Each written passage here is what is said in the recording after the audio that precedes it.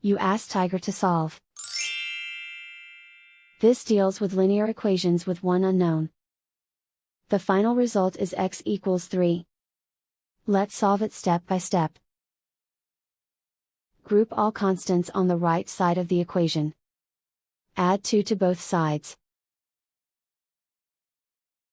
Simplify the arithmetic.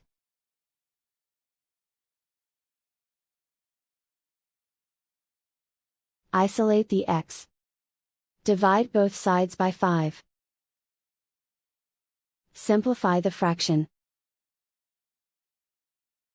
Find the greatest common factor of the numerator and denominator.